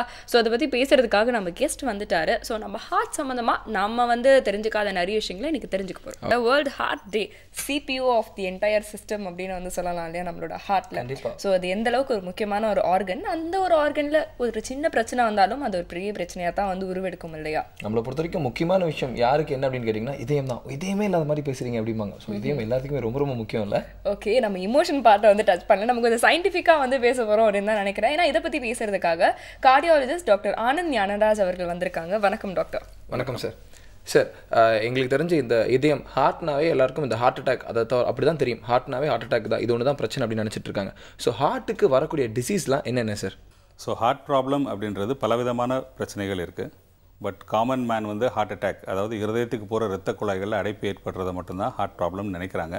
அது தவறான நினைப்பு கிடையாது. ஏன்னா 95% ஆஃப் ஹார்ட் ப்ராப்ளம்ஸ் வந்து இதுதான் இன்றைக்கி. பொதுமக்களை பொறுத்த வரைக்கும் ஹார்ட் ப்ராப்ளம் இதுதான் தெரிஞ்சதே பெரிய விஷயம். பட் மற்றபடி என்னென்னு பார்த்தீங்கன்னா சிறு குழந்தைகளுக்கு பிறக்கும் போதே ஹார்ட்டில் ஹோல்ஸ் இருக்கிறது, அந்த இரத்த குழாய்கள் சரியாக அலைன் ஆகாமல் இருக்கிறது, அந்த மாதிரி பிரச்சனைகள் இருக்குது. அப்புறம் ருமேட்டிக் ஹார்ட் டிசீஸ்னு ஒரு தனி என்டிட்டி இருக்குது. அது வந்து சின்ன வயசில் ஜாயிண்ட் பெயின்ஸ் அந்த இன்ஃபெக்ஷன் வரனால அது ஹார்ட்டையும் பாதித்து ஹார்ட்டில் உள்ள வேல்வ்ஸ் பாதிப்பு அடையும். ஹார்ட்டில் ரிதம் டிஸார்டர்ஸ் நிறையா இருக்குது. ஹார்ட் பர்டிகுலர்லி பீட்ஸ் ஒரு 60லேருந்து 100 தடவை ஒரு நிமிஷத்துக்கு அடிக்கும். அது வந்து ஃபாஸ்ட்டாக போகலாம், ஸ்லோவாக போகலாம். ரொம்ப ஸ்லோவாக போனால் பேஸ் மேக்கர் வைக்க வேண்டியது இருக்கும். ரொம்ப ஃபாஸ்ட்டாக இருந்தால் அதுக்கு எலக்ட்ரோஃபிசியாலஜி ட்ரீட்மெண்ட் பண்ண வேண்டியது இருக்கும். அது ஒரு டைப் ஆஃப் டிஸார்டர். இன்னொன்று வந்து ஹார்ட்டை சுற்றி ஒரு லேயர் இருக்கும். அந்த லேயர் வந்து லூப்ரிகேட்டிங் லேயர். அதில் ஏதாவது ப்ராப்ளம் இருந்தால் it can restrict the heart. So அதுக்கு ஒரு ப்ராப்ளம் இருக்கும். பட் இதெல்லாமே ரேர் டிஸார்டர்ஸ். மோஸ்ட் காமன் வந்து ஹார்ட்டுக்கு ஒரு இரத்த குழாய்கள் அடைப்பு ஏற்படுறது தான். ஸோ இதில் ரொம்ப சீரியஸானது எது டாக்டர்? எதுக்கு வந்து உடனடியாக வந்து மெடிகேஷன் தேவைப்படும்? மோஸ்ட் சீரியஸ் வந்து ஹார்ட் அட்டாக் அப்படின்ற என்டிட்டி தான். ஹார்ட் அட்டாக் அப்படின்ற என்டிட்டி என்னன்னு பார்த்தீங்கன்னா, இருதயத்தில் 3 மேஜர் இரத்த குழாய்கள் இருக்குது. அதாவது இருதயம் தான் உடம்பு ஃபுல்லாக பிளட் சப்ளை பண்ணுது. பட் அதுக்கு எனர்ஜி தேவைப்படுறதுக்கு it supplies its own blood. So அந்த இரத்த குழாய்கள் 3 இருக்குது. அதில் அடைப்பு ஏற்பட்டால் ஹார்ட் அட்டாக் அப்படின்னு சொல்கிறோம். இது வந்து அடைப்பு கொஞ்சம் கொஞ்சமாக ஏற்படுறது வந்து வயசானவங்களுக்கு யூஸ்வலி கொஞ்சம் கொஞ்சமாக ஏற்படும். நடந்தால் அவங்களுக்கு வலி இருக்கும், நின்னா வலி போயிடும். இது வந்து ஹார்ட் அட்டாக் கிடையாது. இது வந்து அடைப்புகள் கொஞ்சம் கொஞ்சமாக ஏற்பட்டுருக்குன்றதுக்குரிய அறிகுறி. அந்த ஹார்ட் பிளட் வெசல் 100% பிளாக் ஆனால் தான் ஹார்ட் அட்டாக் அப்படின்னு சொல்கிறோம். அந்த டைமில் இட் இஸ் அன் எமர்ஜென்சி. எவ்வளோ சீக்கிரம் ஹாஸ்பிட்டல் போகிறாங்களோ அதுதான் நல்லது. ஓகே, ஹார்ட் அட்டாக் வந்து எப்படி வருதுன்னு சொன்னீங்க சார், இதோட சிம்டம்ஸ் என்ன? ஓகே, ஹார்ட் அட்டாக் அப்படின்றது வந்து எல்லாருமே பயங்கரமாக நெஞ்சுவலி இருக்கணும் அப்படின்னு எதிர்பார்க்குறாங்க. நெஞ்சுவலி ஜாஸ்தி இல்லாதது ஹார்ட் அட்டாக் இல்லை அப்படின்ற ஒரு தப்பான நம்பிக்கை ஒன்று இருக்குது. ஆனால் அப்படி கிடையாது. அதாவது பயங்கரமான நெஞ்சுவலி, வேர்த்து கொட்டி அந்த மாதிரி வர்றது வந்து 150 பேருக்கு தான் அந்த மாதிரி இருக்கும். இன்னொரு 40 பேருக்கு ஏடிபிக்கல் சிம்டம்ஸ் அப்படின்னு சொல்லுவோம். அதாவது நெஞ்சு வலியோ இல்லாமல் வயிற்று வலியோ, வாந்தி வர்றதோ, ஜெரிக்காமல் இருக்கிறதோ, இல்லது படபடப்பு மட்டும் இருக்கிறது, வேர்த்து மட்டும் கொட்டுறது, தலை சுற்றுறது, இந்த மாதிரி நிறைய வித்தியாசமான சிம்டம்ஸ் வரும். வலி வந்து நெஞ்சில் தான் இருக்கணும்னு அவசியம் இல்லை. தாடையில் இருக்கலாம், தொண்டையில் இருக்கலாம், தோளில் இருக்கலாம், இடது கையில் மட்டும் இருக்கலாம், வலது கையில் மட்டும் இருக்கலாம். சிலர் வந்து வலது கையில் வந்தால் அது வந்து ஹார்ட் அட்டாக் இல்லை அப்படின்னு நிறைய மாற்றி மாற்றி people have different opinions. So அந்த மாதிரி இதனால் என்ன ஆகுது அப்படின்னா, இது ஹார்ட் அட்டாக் இல்லை அப்படின்னு அவங்களே அசியூம் பண்ணி அதை விட்டுறாங்க. அப்புறம் இன்னும் கொஞ்சம் சிம்டம்ஸ் ப்ரோக்ரஸ் ஆன பிறகு தான் அதை கண்டுபிடிக்கிறாங்க. ஸோ ஹார்ட் அட்டாக்கு நெஞ்சு வலி இருந்தால் தான் ஹார்ட் அட்டாக் அப்படின்றது இஸ் நாட் கரெக்ட். இன்னொரு 10% வந்து எந்த தொந்தரவுமே உங்களுக்கு தெரியாது. மைல்டாக வேர்க்கிற மாதிரி இருக்கும், மைல்டாக டயர்டாக இருக்கிற மாதிரி இருக்கும். That can be heart attack. But ஒவ்வொரு தடவையும் வேர்த்து டயர்டாகும் போது ஹார்ட் அட்டாக்னு பயப்படுறதுலையும் அர்த்தம் இல்லை. But this is a fact. Okay. So நீங்கள் வந்து பேசும்போது வந்து சொன்னீங்க டாக்டர், இந்த இடது கை வலிச்சா தான், வலது கை வலிச்சா தான் அப்படின்னு சொல்லிட்டு நிறைய விஷயங்கள் வந்து இருக்குது. இப்போ அதே மாதிரி வந்து பார்த்தீங்கன்னா, ஒருத்தருக்கு வந்து இந்த ஹார்ட் அட்டாக் அந்த மாதிரி அந்த ஒரு பெயின் வந்துருச்சுன்னா இதை செய்யணும் அதை செய்யணும் அப்படிங்கிற மாதிரி நிறைய கருத்துக்கள்லாம் இருக்குது. ஸோ எது வந்து இந்த மாதிரி மித்ஸ்லாம் என்னென்ன இருக்குன்னு சொல்லுங்கள் டாக்டர். அண்ட் ஒருத்தருக்கு நெஞ்சு வலி வந்ததுன்னா அவர் என்ன செய்யணும், இல்லை கூட யாராவது இருந்தாங்கன்னா அவங்க என்னென்ன விஷயங்கள் செய்யணும், செய்யக்கூடாதுன்னு சொல்லுங்கள் டாக்டர். ஓகே, நெஞ்சு வலி அப்படின்னு வந்துருச்சுன்னா அது வந்து நெஞ்சு வலி வந்து ஹார்ட் ப்ராப்ளமா இல்லையா அப்படின்றத கண்டுபிடிக்கிறது ரொம்ப சிரமமான விஷயம். பேஷண்ட்டுக்கு மட்டும் கிடையாது, டாக்டருக்கும் கஷ்டமான விஷயம். நீங்கள் ஹாஸ்பிட்டல் வந்து சேர்ந்த பிறகும் இது ஹார்ட் அட்டாக்காக இல்லையான்னு கண்டுபிடிக்கிறது சில மணி நேரங்கள் ஆகலாம். ஃபஸ்ட்டு இசிஜி எடுத்து பார்க்கணும், அதில் நார்மலாக இருந்தால் பிளட் டெஸ்ட் பார்க்கணும், ஒரு இசியில் மைல்டாக சேஞ்ச் இருந்தால் இன்னொரு இசிஜி எடுத்து பார்க்கணும். ஸோ அது வந்து ஸ்ட்ரெயிட் ஃபார்வர்டாக நம்ம கண்டுபிடிக்கிற விஷயம் கிடையாது. ஸோ அதனால் ஃபஸ்ட்டு செஸ்ட் பெயின் அப்படின்னு ஹார்ட் அட்டாக் இருக்கலாமோ அப்படின்ற ஒரு ஃபஸ்ட்டு டவுட் வந்த பிறகு இந்த நெக்ஸ்ட் திங் என்ன பண்ணணும் அப்படின்னா, go to the nearest hospital. சரிங்களா? ஏன்னா நம்மளால் செய்யக்கூடிய வைத்தியங்கள்னால பெரிய பெனிஃபிட் எதுவுமே கிடையாது. இந்த மாத்திரை சாப்பிட்லாம், அது ட்ரை பண்ணி பார்க்கலாம், இது ட்ரை பண்ணி பார்க்கலாம் அப்படின்றனால பெரிய பெனிஃபிட் கிடையாது. இதனால் டைம் தான் வேஸ்ட் ஆகுமே ஒழிய டைரக்ட் பெனிஃபிட் எதுவும் கிடையாது. ஸோ ஹார்ட் அட்டாக் வந்தவர் வந்து செஸ்ட் பெயின் இருக்கிறவர் அதிகமாக எக்ஸர்ட் பண்ணாமல் இருக்கிறது நல்லது. அவர் அங்கே இங்கே நடக்க வைக்கிறது, படியேற வைக்கிறது, படியிறங்க வைக்கிறது அப்படி இல்லாமல் க்ளோசஸ்ட் பாசிபிள் ரூட்டில் ஒரு வெஹிக்கிளில் ஏற்றி ஹாஸ்பிட்டல் போய் சேர்ந்துடுறது பெட்டர். சுற்றி இருக்கிறவங்க வந்து இந்த ஆப்ரேஷனல் ஆஸ்பெக்டை கோஆர்டினேட் பண்ணுறது தான் பெஸ்ட். இப்போ ambulance services are better, especially இந்த 108 வந்த பிறகு இட் இஸ் குட். பட் ஆம்புலன்ஸ்க்காக வெயிட் பண்ணி ஆம்புலன்ஸில் போனால் தான் சேஃப் அப்படின்னு சொல்லிட்டு 1 hour வெயிட் பண்ணக்கூடாது. Idea is to reach hospital. பக்கத்தில் இருக்கிற ஓரளவு வெல் எக்யூப்ட் ஹாஸ்பிட்டலுக்கு போய் சேர்ந்துடுறது நல்லது. ஏன்னா அந்த ஹார்ட் அட்டாக்குடைய உயிருக்கு ஆபத்தான கான்சிக்வன்ஸ் என்ன அப்படின்னு பார்த்தீங்கன்னா, அந்த ஹார்ட் மசிலுக்கு ரத்த ஓட்டம் இல்லாதப்ப சடன்லி இந்த ஹார்ட் மசிலிருந்து ஹார்ட் பீட் ரொம்ப ஃபாஸ்ட் ஆகிடும். அதாவது நம்ம நார்மலி 60 to 100 அப்படின்னா it can become 300, 350 like that. 300 300 தடவை ஹார்ட் அடிக்க ஆரம்பிச்சதுன்னா அதால் ரத்தம் பம்ப் பண்ண முடியாது எஃபெக்டிவாக. ஸோ அப்படியே குவிவர் தான் பண்ணும் ஹார்ட். ஸோ அந்த டைமில் மூளைக்கு ரத்த ஓட்டம் இல்லாமல் அந்த டைமில் தான் மரணம் அடைகிறது most of the time. So இந்த ஈவெண்ட் நடக்கிற டைமில் ஹாஸ்பிட்டலில் இருக்கணும். அப்போ தான் அந்த ஷாக் கொடுத்து அதை ரிவர்ட் பண்ண முடியும். ஸோ திஸ் இஸ் இந்த ஒரு ஈவெண்ட்டுக்காக தான் ஹாஸ்பிட்டலில் சீக்கிரம் போய் சேரணும்னு சொல்கிறது.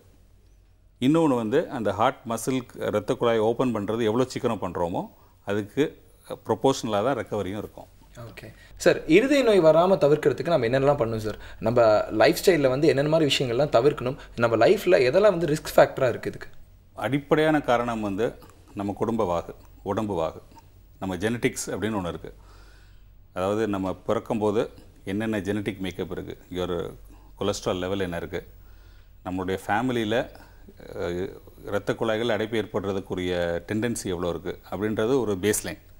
இதான் நம்முடைய ப்ரைமரி ஃபவுண்டேஷன். இதுக்கு மேலே எல்லாருக்குமே 10 வயசுலேருந்தே இரத்த குழாய்களில் கொழுப்பு பதிய ஆரம்பிக்கும்.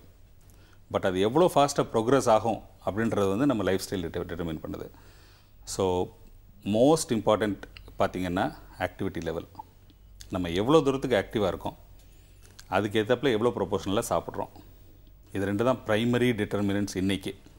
இன்றைக்கி இருக்கிற சிச்சுவேஷனில் ஏன் மக்களுக்கு இவ்வளோ ஹார்ட் ப்ராப்ளம் வருது, முந்தைய ஒரு 50 வருஷத்துக்கு முன்னாடி இருந்ததை விட இப்போ ரொம்ப ஜாஸ்தியாக இருக்குது. அதுக்குரிய காரணம் இந்த 2 தான். ஏன்னா மீதி எல்லாமே கான்ஸ்டண்ட்டாக தான் இருக்குது, மற்ற ஹேபிட்ஸ் எல்லாமே. இந்த 2 சரியாக இல்லாதனால டயபெட்டிஸ் இன்சிடென்ட்ஸ் மோர் ஆகிருக்கு. சரிங்களா? 2025 India will have the largest number of diabetics in the world. சரிங்களா? ஸோ அது வந்து ஒரு பெரிய வியாதி, அதாவது மக்களுக்கு பரவக்கூடிய வியாதி மாதிரி ஆயிடுச்சு இப்போ டயபெட்டிஸ். இதுக்கு முக்கியமான காரணம் நம்ம சாப்பிட்ற உணவு வகையும் அதுக்கு ஏற்றாப்புல எக்ஸசைஸ் பண்ணாததும். ஒரு 50 வருஷத்துக்கு முன்னாடி 60 வருஷத்துக்கு முன்னாடி பார்த்திங்கன்னா நல்லா சாப்பிட்டாங்க, வயலில் போய் வேலை செஞ்சாங்க, 8 மணி நேரம் கடினமாக வேலை செஞ்சாங்க, 5 கிலோமீட்டர் நடந்து வீட்டுக்கு வந்தாங்க, சாப்பிட்டாங்க, ரெஸ்ட் எடுத்தாங்க. பட் இன்றைக்கி வந்து நம்ம அந்த சாப்பிட்றது செய்கிறோம், மீது எதுவுமே செய்கிறதில்ல. நம்ம வெஹிக்கிளில் தான் போகிறோம், உட்காந்தே தான் வேலை பார்க்குறோம், வெஹிக்கிளில் தான் திருப்பி வரோம், வீட்டில் வந்து உட்காந்தே டிவி பார்க்குறோம்.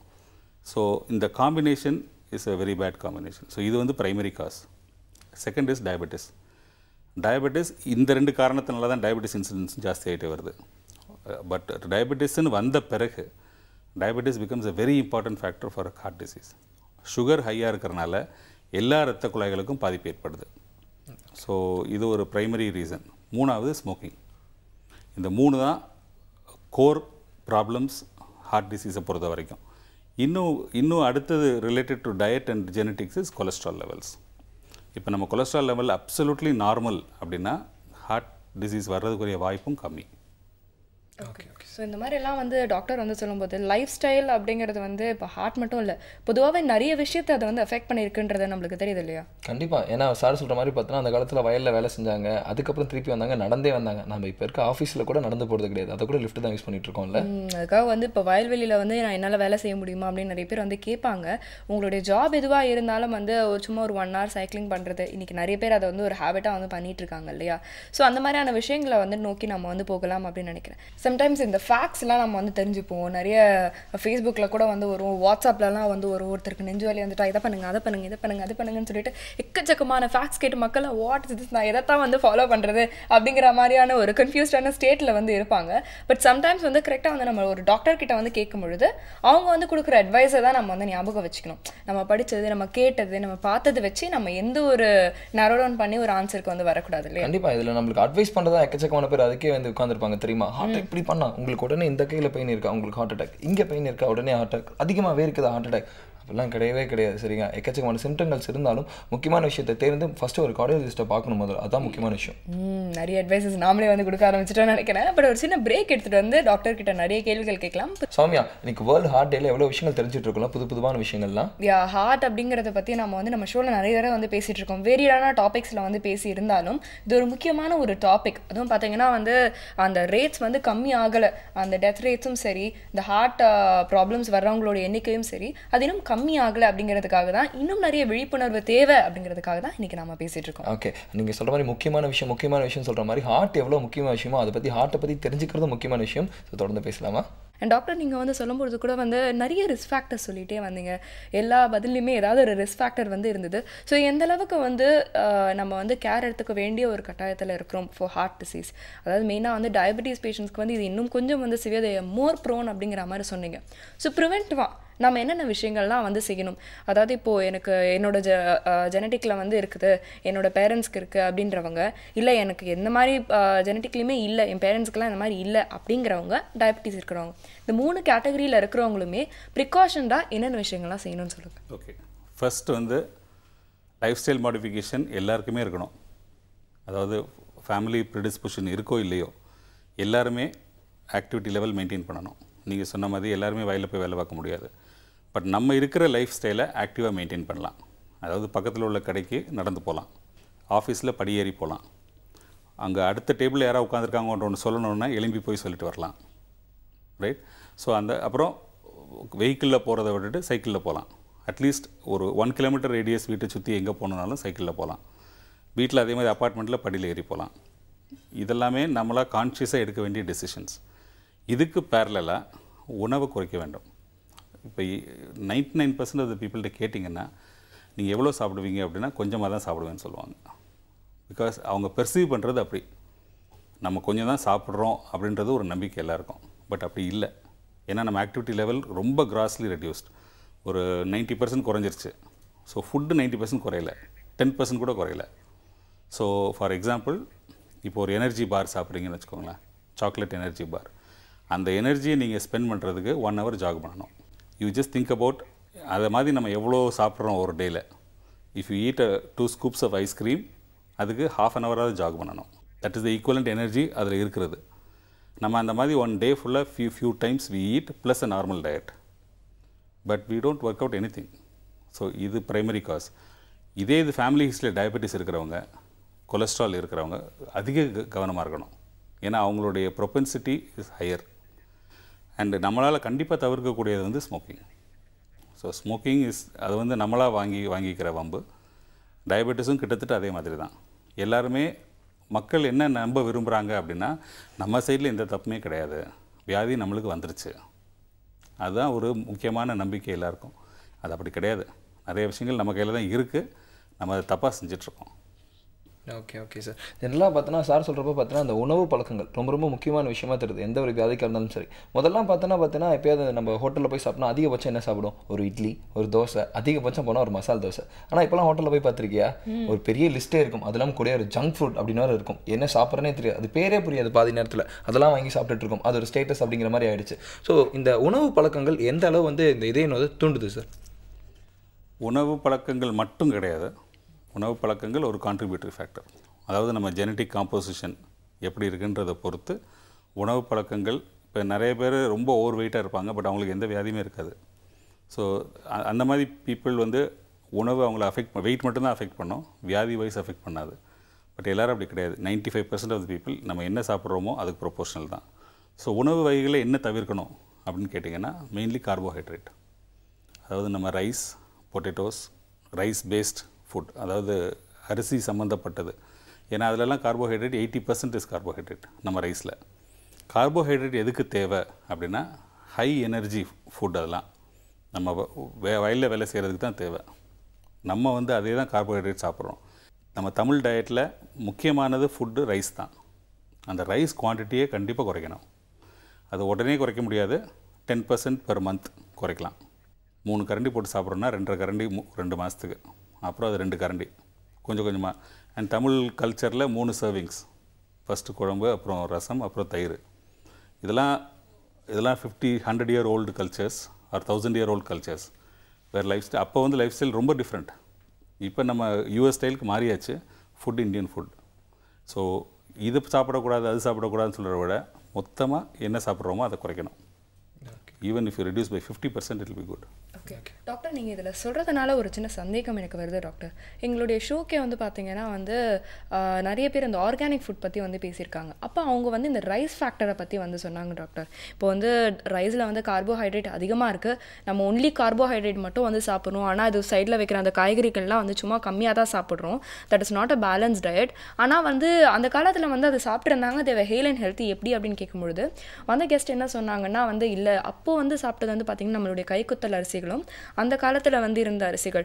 அப்போ வந்து பார்த்திங்கன்னா அதில் வந்து ஃபைபர் நிறைய இருந்தது, கார்போஹைட்ரேட் அண்ட் ஃபைபர் வந்து நிறைய இருந்தது. இப்போ இருக்கிற நம்ம சாப்பிட்றதுல வந்து ஃபைபரே வந்து கிடையாது. அதனால் வந்து அந்த காலத்தில் இருந்த அரிசி இப்பயும் வந்து கிடைக்குதுங்களா ஆர்கானிக் ஸ்டோர்ஸ்லாம், அதை வந்து சாப்பிட்டா பெட்டர் அப்படின்னு சொன்னாங்க.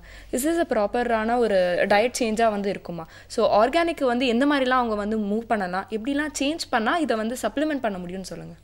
ஓகே, ஆர்கானிக் ஃபுட் ப்ரைமரியாக நீங்கள் சொன்ன மாதிரி ஃபைபர் கண்டென்ட் மோர், ப்ளஸ் பேசிக் நியூட்ரியன், அது வைட்டமின்ஸ் அதெல்லாம் கொஞ்சம் ஜாஸ்தி இருக்கும் ஹஸ்க் ஆஃப் த ரைஸில். ஹைலி பாலிஷ்ட் ரைஸில் அந்த வெறும் கார்போஹைட்ரேட் காம்பனண்ட் மட்டும்தான் இருக்குது. ஸோ நீங்கள் ஃபைபர் கூட சேர்த்து சாப்பிடும்போது இந்த டைஜஷனில் அப்சார்ப்ஷன் ஃபைபர் ப்ரிவெண்ட் பண்ணும். ஸோ கார்போஹைட்ரேட் எவ்வளோ அப்சார்ப் ஆகுது அப்படின்றது வில் பி லெஸ். பட் அது ஒரு இம்பார்ட்டன்ட் ஃபேக்டராக இருந்தாலும் still the quantity is important. எல்லாத்துலேயுமே அல்டிமேட்லி குவான்டிட்டி தான். அளவுக்கு மீறினால் அமிர்தமும் நஞ்சாகும்ன மாதிரி அளவு தான். அந்த அளவு வந்து என்ன சாப்பிட்றோன்றது முக்கியம், பட் அளவு is the most important. Okay okay sir, இப்போ சொன்னீங்க நம்மளுக்கு உணவு வந்து ஒரு பார்ட் ஹார்ட் டிசீஸ் வரதுக்கு. ஆனால் இப்போ ஹார்ட் டிசீஸ் வந்ததுக்கப்புறம் பார்த்தீங்கன்னா சில பேர் பார்த்தீங்கன்னா பெட்டியாக வச்சிருப்பாங்க. நான் வீட்டிலேயே பார்த்துருக்கேன், எங்கள் பாட்டிலாம் பார்த்தீங்கன்னா ஒரு பாக்ஸ் நிறைய வச்சிருப்பாங்க. அவங்களுக்கு ஹார்ட் டிசீஸ்க்கு நிறையா மாத்திரைகள் சாப்பிட்றாங்க. ஸோ இந்த ஹார்ட் டிசீஸ் வந்தால் வெறும் இந்த மெடிசன் மட்டும் போதுமா, அதில் க்யூர் பண்ணிட முடியுமா? Okay, heart disease multiple stages இருக்குது. ஓகே, ஒரு ஸ்டேஜில் வந்து அந்த இருதயத்துக்கு போகிற இரத்த குழாய்கள் அடைப்பு ஒரு 10-20%, 30%, 40% இருக்கலாம். 40-50% வர்ற வரைக்கும் அந்த அடைப்புகள்னால எந்த பாதிப்பும் கிடையாது இருதயத்துக்கு போகிற இரத்த ஓட்டத்துக்கு. இப்போ நம்ம வீட்டுக்கு வர தண்ணி பைப்பில் ஏதோ பிளாக் இருக்குதுன்னு வச்சுக்கோங்க, நீங்கள் திறந்தீங்கன்னா அந்த ஃபுல் ஃபோர்ஸில் வராது, பட் தண்ணி அடிக்கட்டாக வரும். அந்த மாதிரி தான் ஒரு 50% பிளாக். இந்த 50% பிளாக்குக்கு மருந்துகள் மட்டும் போதும், அதுக்கு எந்த விதமான சிகிச்சையும் தேவையில்லை. பட் அந்த 50% பிளாக் வர்றதுக்கு 20-30 வருஷம் இருக்கும். ஸோ அதை ரிவர்ஸ் பண்ணுறதுக்கும் அவ்வளோ டைம் ஆகும். ஸோ இந்த மெடிசின்ஸ், சில மெடிசின்ஸ் சாப்பிட்டு தான் ஆகணும். சரி, அந்த அடைப்பு ஜாஸ்தியாகாமல் இருக்கிறதுக்கு, அந்த அடைப்பு ஹார்ட் அட்டாக்காக மாறாமல் இருக்கிறதுக்கு, அந்த ஹார்ட் மசில் ஸ்ட்ரென்த் மெயின்டைன் பண்ணுறதுக்கு இதுக்கெல்லாம் மெடிசன் சாப்பிட்றது பெட்டர். இந்த கேட்டகரி ஆஃப் பீப்புளுக்கு மெடிசன் மட்டும் போதும். அடுத்த கேட்டகரி வந்து 70-90%. அது வந்து கொஞ்சம் ஜாஸ்தியான அடைப்பு, இருதயத்துக்கு போகிற ரத்த ஓட்டம் கம்மியாயிரும். அதில் நடந்தால் அவங்களுக்கு வலி வரும், நின்னா வலி போயிடும். இந்த ஸ்டேஜில் யூஸ்வலாக ஆஞ்சியோபிளாஸ்டி அல்லது சர்ஜரி பண்ண வேண்டிய ஸ்டேஜ் அது. பட் டைம் எடுத்து பண்ணிக்கலாம். It is not an emergency. 99% இருக்கும் சிலருக்கு, ஒரு த்ரெட் மட்டும்தான் ஃப்ளோ ஆகிட்டுருக்கும், மீதி எல்லாம் பிளாக் ஆகிரும். அந்த சிச்சுவேஷன் வந்து இட்ஸ் அன் அர்ஜென்ட் சிச்சுவேஷன். ஏன்னா அது 100 ஆகிறதுக்கு வாய்ப்பு ரொம்ப ஜாஸ்தி. Then it becomes a heart attack. 99 இருந்து சும்மா இருக்கும்போது எனக்கு லேசாக அப்பப்போ வலிக்குது அப்படின்றது ஹார்ட் அட்டாக்கு முந்தின ஸ்டேஜ். ஸோ இந்த மாதிரி பேஷண்ட்ஸுக்கு கண்டிப்பாக ஆஞ்சியோபிளாஸ்டி அண்ட் ஸ்டென்ட் பண்ணி தான் ஆகணும். ஸோ ஆஞ்சியோபிளாஸ்டி ஸ்டென்ட் பண்ண பிறகு கண்டிப்பாக மருந்துகள் லைஃப் லாங் சாப்பிட்டு தான் ஆகணும். ஓகே சார், இந்த மருந்து சாப்பிட்றது வந்து ஆஞ்சியோபிளாஸ்டி பண்ணனால கிடையாது, வியாதினால். அந்த அடைப்புகள் ஏற்படுறதுக்குரிய காரணங்கள் என்னென்ன இருக்குது, அதுகளை கண்ட்ரோல் பண்ணுறதுக்காக தான் மருந்துகள். ஓகே, அதே மாதிரி ட்ரீட்மெண்ட் பார்த்தீங்கன்னா மருந்தை தாண்டி இந்த ஆஞ்சியோகிராம் அப்படிலாம் கேள்விப்பட்டிருக்கேன். ஸோ அதை ஆஞ்சியோகிராம் பண்ணுறப்போ பார்த்தீங்கன்னா பேசிக்காக நிறைய பேர் சொல்லுவாங்க ரொம்ப பெயின்ஃபுல்லாக இருக்கும், ஆஞ்சியோகிராம் பண்ணிட்டே நம்மளுக்கு நிறைய வந்து சைட் எஃபெக்ட்ஸ்லாம் இருக்கும் அப்படின்னு நிறைய ஒரு சின்ன பேர் நம்பிட்டு இருக்காங்க. அது எந்த அளவுக்கு உண்மை? ஆஞ்சியோகிராம் வந்து இட்ஸ் அ பெயின் கிடையாது. ஆக்சுவலி நார்மலாக கை வழியை தான் செய்வோம். ஒரு சின்ன லோக்கல் அனஸ்தீசியா இன்ஜெக்ஷன் மட்டும்தான். ஒரே ஒரு இன்ஜெக்ஷன் போட்டால் என்ன வலி இருக்குமோ அந்த வலி மட்டும்தான். ஸோ அந்த லோக்கல் அனஸ்தீசியா இன்ஜெக்ஷன் போட்டுட்டு கை வழியே உள்ள இரத்த குழாய் வழியாக போய் தான் பண்ணுறது. அதுக்கு எந்த வலியுமே கிடையாது. அதுக்கப்புறம் மார்னிங் பண்ணால் ஈவினிங் டிஸ்சார்ஜ் பண்ணிடலாம். அதுக்கப்புறம் நார்மலாக இருக்கலாம். அந்த கான்ட்ராஸ்ட்னு ஒரு மருந்து கொடுப்போம். அதில் சிலருக்கு கொஞ்சம் உடம்பு வலி அந்த மாதிரி வரலாம், ஒரு 2 நாளைக்கு லேசாக காய்ச்சல் அந்த மாதிரி இருக்கும். பட் அதுவுமே ரொம்ப ரேர். 1% ஆஃப் பீப்புளுக்கு தான் அந்த மாதிரி இருக்கும். நார்மலி காலையில் பண்ணிவிட்டு ஈவினிங் வீட்டுக்கு போய்ட்டு அடுத்த நாள் வேலைக்கு போயிடலாம். Okay okay okay sir. இன்றைக்கி ஹார்ட் டே, வேர்ல்டு ஹார்ட் டேயில் வந்து பார்த்தீங்கன்னா டாக்டர் ஆனந்த் ஞானராஜ் நிறைய விஷயங்கள் வந்து சொல்லிட்டு இருக்காரு. நம்ம ஷோக்கே வந்து 2-3 தடவை வந்து டாக்டர் வந்திருக்கேன். நான் வந்து இந்த தடவை வரும்போது வந்து கூட கேட்டேன், சார் ஏதாவது வந்து அப்டேஷன் இருக்கா இந்த ஃபீல்டில் அப்படின்னு கேட்டால், பெரிய அப்டேஷன் என்ன அப்படின்னு பார்த்தீங்கன்னா வந்து ஒரு நாளும் வந்து நிறைய பேருக்கு இது வந்து வந்துகிட்டே இருக்குது. அந்தளவுக்கு வந்து நிறைய பேருக்கு இந்த ஹார்ட் ப்ராப்ளம்ஸ் வந்து வந்துகிட்டே இருக்குது அப்படிங்கிற மாதிரி தான் வந்து சொன்னார். இது கொஞ்சம் ஒரு சோகமான ஒரு கருத்து தான். ஏன்னா வந்து இப்போ நம்ம என்ன தான் வந்து நிறைய பேர் இதை பற்றி பேசினாலும் இன்னும் இந்த ஃபுட்டில் வந்து மாறுதல் ஏற்படுறதோ இல்லை லைஃப் ஸ்டைலில் மாறுதல் ஏற்படுறதோ அப்படிங்கிறது வந்து கொஞ்சம் வந்து கம்மியாக தானே இருக்குது. இன்னும் அவேர்னஸ் வந்து அந்த அளவு ஏற்படலை அப்படிங்கிறீங்க. ஆனால் கண்டிப்பாக அவேர்னஸ் வந்துடும், கவலைப்படாதீங்க. ஓகேவா? ஓகே, நாம் வந்து கவலைப்படுறத இன்னும் நிறைய கவலைப்பட வேண்டிய விஷயங்கள் இருக்க போல. இருந்தாலும் ஒரு சின்ன பிரேக் அப்புறம் நிறைய கேள்விகள் கேட்கலாம். இதயம் அப்படிங்கிறது வந்து கையளவு, ஆனால் அதில் இருக்க பிரச்சனைகள் வந்து உலகளவு பற்றியா? வா, இதை நான் எங்கேயோ படிச்சிருக்கேனே, நெட்டில் தொட்டதா? இல்லை இப்போ தான் சொன்னாங்க. இப்போ தான் வந்து சொன்னாங்க. ஸோ உடனே வந்து ரெசிப்ரிகேட் பண்ணுறீங்க நீங்கள். இருந்தாலும் நீங்கள் சொன்ன விஷயம் வந்து கரெக்ட் தான். ஒரு சின்ன ஆர்கன் தான், இருந்தாலும் அதில் வந்து நிறைய பிரச்சனைகள் வரதுக்கான வாய்ப்பு இருக்குது. ஸோ நாம கேர்ஃபுல்லாக இருக்கணும், அதுக்கு நிறைய கேள்விகள் கேட்கணும். தொடர்ந்து பேசலாம். இப்போது இந்த மாதிரியான விஷயங்கள் பேசிகிட்டு இருக்கும்பொழுது டாக்டர் இந்த ஸ்மோக்கிங் பற்றி பேசினார் இல்லைங்களா? ஒரு காலகட்டத்தில் வந்து ஒரு பழக்கமாக இருந்தது, இன்றைக்கி ஒரு கலாச்சாரமாக ஒரு ட்ரெண்டாக மாறிடுச்சு அப்படின்னு வந்து சொல்லலாம். இப்போ நிறைய பேர் வந்து ஸ்மோக் பண்ணுறது, ஆல்கஹால் கன்சப்ஷன் வந்து ரொம்ப வந்து கேஷுவலாக வந்து செஞ்சிட்ருக்க விஷயம். ஆனால் இவங்க தான் வந்து அதிகமான ஹார்ட் ப்ராப்ளம்ஸ்க்கு தே மோர் ப்ரோன் அப்படிங்கிற மாதிரி வந்து நம்ம கேள்விப்பட்டிருக்கோம். நீங்களும் வந்து சொன்னீங்க doctor. So smoking and alcohol இது ரெண்டுமே வந்து ஹார்ட்டை எந்த மாதிரி வந்து அஃபெக்ட் பண்ணுதுன்னு சொல்ல முடியுமா? ஓகே, இப்போ அந்த இன்ஹேல் பண்ணுற ஸ்மோக்கில் thousands of bad chemicals are there. Okay, இது வந்து அந்த நிக்கோட்டின் டார்னு ஒரு காம்பனண்ட் இருக்குது. அந்த டார் தான் லங்கில் டெபாசிட் ஆகி லங் கேன்சர் உண்டாக்குறது. அது இட்ஸ் எ ஃபிசிக்கல் காம்பனண்ட். நான் பேசுகிறது வந்து chemical that gets absorbed inside the lungs. Nicotine primary cause. அந்த நிக்கோட்டினுக்காக தான் ஸ்மோக் பண்ணுறது. பட் அந்த நிக்கோட்டின் கூட few thousands of other chemicals also come. So இந்த கெமிக்கல்ஸ்லாம் உள்ளே போய் என்ன பண்ணுது அப்படின்னா அந்த இரத்த குழாய் அடைப்பாகிற கொலஸ்ட்ரால் டெபாசிஷனை அதிகப்படுத்தும். ப்ளஸ் ஹார்ட் அட்டாக் வர்றதுக்கு என்ன காரணம் அப்படின்னு கேட்டிங்கன்னா, அந்த கொலஸ்ட்ரால் டெபாசிட் லேசாக அந்த இடத்துல ஏதாவது கிராக் மாதிரி இருந்ததுன்னா, நம்ம கையில் ஒரு அடிபட்டால் ரத்தம் கட்டு வருது இல்லையா, அந்த கட்டு ஃபார்ம் ஆகிறதுக்கு பிளேட்லெட்ஸ்னு ஒரு அணுக்கள் இருக்கும். அது வந்து எல்லாம் ஒன்று கூட ஒன்று ஒட்டி தான் அதை சீல் பண்ணுறது. ஸ்மோக் பண்ணுறனால அந்த பிளேட்லெட் ஒன்று கூட ஒன்று ஒட்டுற தன்மை ரொம்ப ஜாஸ்தியாகிடும் நார்மல் பீப்புளுக்கு. ஸோ இந்த மாதிரி ஹார்ட்டில் பிளாக் இருக்கிறவங்களுக்கும் நார்மல் ஆர்ட்ரி இருக்கவங்களுக்கு கூட தானாகவே அந்த பிளேட்லெட் ஒன்று கூட ஒன்று ஒட்டி இரத்த குழாயில் அடைப்ப வாய்ப்பு உண்டு. ஸோ இதனால தான் ஸ்மோக்கிங் வந்து அந்த ஹார்ட் அட்டாக் வர்றதுக்கு ஒரு risk 300 to 500% more for people who smoke. Okay. So அந்த ஸ்மோக்கிங் நிறுத்தின பிறகு ஃபஸ்ட்டு 24 ஹவர்ஸ்லேயே அவங்க ரிஸ்க் குறைஞ்சிரும். இன் 3 to 5 years அவங்க ரிஸ்க் வந்து நார்மல் பாப்புலேஷனுக்கு வந்துடும். ஸோ அந்த ஸ்மோக்கிங் நிறுத்துறதுக்கு அதான் ஹையஸ்ட் மோட்டிவேஷன் அப்படின்னு சொன்னிங்கன்னா, நான் ஏன் நிறுத்தணும் அப்படின்னு கேட்டிங்கன்னா, இன்றைக்கி நிறுத்தினா 3 வருஷத்தில் இது வரைக்கும் ஸ்மோக் பண்ணாதவருடைய ரிஸ்க்குக்கு வந்துடும். பட் அதனால் 50 வயசு வரைக்கும் ஸ்மோக் பண்ணிவிட்டு அப்புறம் நிறுத்திக்கலாம் அப்படின்றதும் தப்பு. ஓரளவு ஒரு பாயிண்டில் தான் ரிவர்சிபிள். பிளாக்ஸ் நிறைய வந்த பிறகு it's not reversible. What about passive smokers, sir? Passive ஸ்மோக்கிங்லேயும் the danger is the same, but intensity ரொம்ப குறைவு. அதாவது ஒரு ஸ்மோக்கருக்கு 100% வாய்ப்பு அப்படின்னா பாசிவ் ஸ்மோக்கருக்கு ஒரு 20%. பட் ஸ்மோக்கிங்கே பண்ணாதவங்களுக்கு அந்த ரிஸ்கில் போய் தலையை விடுறது தேவையில்லாதது. ஸோ அவாய்ட் பண்ணுறது நல்லது. Okay sir. முதல்லாம் பார்த்தீங்கன்னா இந்த இதே நோயெல்லாம் வந்து ஒரு 60 வயசு 55 வயசு அந்த மாதிரி ஆட்களுக்கு தான் வந்துட்டு இருந்தது, அப்படி தான் கேள்விப்பட்டிருக்கோம். ஆனால் இப்போலாம் ரீசெண்டாக பார்த்தீங்கன்னா ஒரு 25 வயசு ஆள் 30 வயசு ஆள், எனக்கு குழந்தைங்க கூட நிறைய பேர் வந்து மாரடைப்பினாலையும் இறுதி நோயாலும் பாதிக்கப்பட்டு இறந்து போயிட்டாங்க அப்படின்னு நிறைய இடத்துல இந்த செய்திலாம் வந்துட்டே இருக்குது. ஸோ யாருக்கெல்லாம் இந்த வந்து ஹார்ட் டிசீஸ் வர வாய்ப்புகள் இருக்குது? ஓகே, ஃபஸ்ட்டு வந்து அகெயின் ஜெனட்டிக். சிலருக்கு ஓரளவு ப்ரீடிஸ்பொசிஷன் ஜெனட்டிக்காகவே இருக்கும். பட் அது யாருக்கு இருக்குது யாருக்கு இல்லை, அதை எப்படி கண்டுபிடிக்கிறது, அதெல்லாம் ரொம்ப சிரமமான விஷயம். பட் ஜென்ரலி பார்த்திங்கன்னா இந்த ஹார்ட் அட்டாக் வர்ற பாப்புலேஷன் யாருன்னு பார்த்திங்கன்னா யங்ஸ்டர்ஸ் ஹூ ஐடி ஜாப். சரியா, ஐடி ஜாப் என்ன ஆகுது அப்படின்னா, மார்னிங் 6 மணிக்கு பஸ் வந்துடும். அந்த பஸ்ஸில் ஏறி 2 hours தூங்கிட்டு போவாங்க. 8லேருந்து நைட் 8 வரைக்கும் ஒர்க்கு. 8 மணிக்கு அங்கே கிளம்பி 10 மணிக்கு 10:30 மணிக்கு வந்து வீட்டில் விடுவாங்க. அதோடு படுத்துறது தான். அண்ட் எவ்ரி ஐடி கம்பெனி நீங்கள் அங்கே போனீங்கன்னா பிரமாதமான கேன்டீன். ரைட், அங்கே போய் நார்மலாக நீங்கள் ஒரு சப்பாத்தி சாப்பிட்லாம் வர முடியாது. ரைட், போனால் அங்கே ஃபலூடா, நல்ல ஃபுட்டு, பிரியாணி இதெல்லாம் சாப்பிட்டு தான் ஒர்க் பண்ணுறாங்க. ஏன்னா ஒர்க்கும் அவங்களுக்கு ரொம்ப ஸ்ட்ரெஸ்ஃபுல் ஒர்க். ஸோ மார்னிங் 6 மணிக்கு கிளம்புறதுனால பிரேக்ஃபாஸ்ட்டும் அங்கே தான் சாப்பிட்றாங்க, நைட் 8 மணிக்கு டின்னரும் அங்கே தான் சாப்பிட்றாங்க. ஸோ 3 வேளையுமே சாப்பாடு அதிகம். அண்ட் 24 hours நோ ஒர்க், உட்கார்ந்த இடத்துல தான் உட்காந்துருக்காங்க. Plus lot of mental stress. So இந்த காம்பினேஷன் இதுதான் இப்போ யங் ஹார்ட் டிசீஸ்க்குரிய லீத்தல் காம்பினேஷன். ஸோ இதனால் டயபெட்டிஸ் வருது. டயபெட்டிஸ் இந்த ரிஸ்க்கு மல்டிப்ளை பண்ணும். ஸோ அதுக்காக வெயிட் கூடுது. வெயிட் கூடின உடனே அவங்க பண்ணுற எக்ஸசைஸையும் குறைச்சிருவாங்க. ஏன்னா கால் வலிக்கும் நடந்தால். அப்படியே ஒரு விஷய சைக்கிளில் போய் younger people are getting heart problems. Okay, இப்போ பார்த்தா யாருக்கு வேணால் வரலாம் அப்படிங்கிற மாதிரி ஆயிடுச்சு. ஸோ இப்போ கீழே விழுந்தால் நம்மளுக்கு ஒரு ஃபஸ்ட் எய்ட் கிட் இருக்கும் தெரியும், நார்மலாக வந்து ஒரு டெட்டால் அந்த மாதிரி ஏதாவது ஒன்று வச்சுக்கலாம். அந்த மாதிரி இந்த ஹார்ட் டிசீஸ் வரவங்களுக்கு ஏதாவது ஃபஸ்ட் எய்ட் கிட் அந்த மாதிரி கையில் ஏதாவது கிட் இருக்குது? அந்த மாதிரி ஃபஸ்ட் எய்ட் கிட் அப்படின்றது வந்து வெறும் ஆஸ்பிரின் டேப்லெட் ஒரு டேப்லெட் 300 mg டேப்லெட் கையில் வச்சுக்கிறது ஓகே.